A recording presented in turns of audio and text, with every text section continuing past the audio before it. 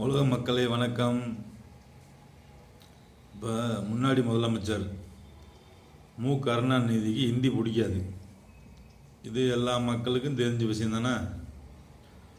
அடுத்து இப்போ இருக்க ஸ்டாலின் அவருக்கு ஹிந்தி பிடிக்காது. இது உலகத்துக்கே தெரிஞ்ச விஷயம். சரிங்களா மக்களே? இந்த மாதிரி பல நாளாக அந்த குடும்பம் சொல்லிக்கிட்டு இருக்கு திமுக அரசு. இப்போ அவங்க அப்பாவுக்கு 100 ரூபா காயின் ஓப்பன் பண்ணாங்களா? அந்த காயினில் அப்பா படம் இருக்குது, பக்கத்தில் ஹிந்தியில் எழுதியிருக்குல்ல. இது சரியா? சொல்லுங்கள் மக்களே. அப்பாவுக்கு 100 ரூபா காயின் வெளியேற்றினாங்க. ஹிந்தி பிடிக்காதவங்க அப்பா நெத்தியில் ஏன் ஹிந்தி எழுத விட்டாங்க? அப்போ யாரை ஏமாத்துறார் தமிழ்நாட்டு முதல்வர் திமுக? சொல்லுங்கள் மக்களே. நல்லா புரிஞ்சுக்கணும். மாணவி கண்டிப்பாக புரிஞ்சுக்கணும்.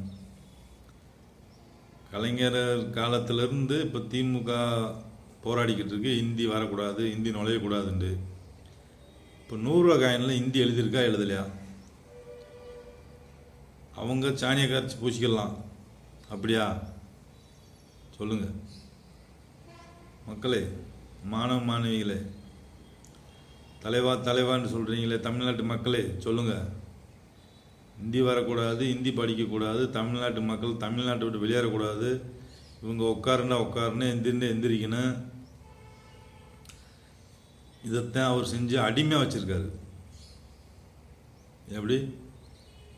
தமிழ்நாட்டு மக்களை பூரா திமுக அடிமைப்படுத்தி வச்சுருக்கு. இப்போ நீங்கள் நல்லவராக இருந்தால் ஹிந்தியில் எழுதக்கூடாதுன்னு சொல்லியிருக்கணும், இல்லை அந்த காயினை எனக்கு வேணாம்னு சொல்லியிருக்கணும்ல. நான் மக்களே தானே உண்மை. அடுத்து இப்போ 2 நாளைக்கு முன்னாடி விசிகா தலைவராக அவர் கொடி ஏற்றினாங்க. அண்ணன் திருமாவளவன் கொடி ஏற்ற சொன்னது ஒரு கட்சி. அவர் ஏற்ற சொன்னவர் திருமாவளவன் அண்ணன். அடுத்து அதை மறுக்கி சொன்னவங்க ஒரு கட்சியாக இருக்கும். இது நமக்கு தெரியல. இப்போ இடையில மாட்டிக்கிட்டு வேலை போனது யாருக்கு? அரசு அதிகாரிக்கு. இவங்க செஞ்ச வேலை 5 வயசாக பிரயோசனம் இல்லாத வேலை. கொடி ஏற்றுனா அதில் கொய்யாக்காய் முளைச்சா? இப்போ 3 குடும்பத்தோட பொழப்பை கெடுத்துட்டாங்களா?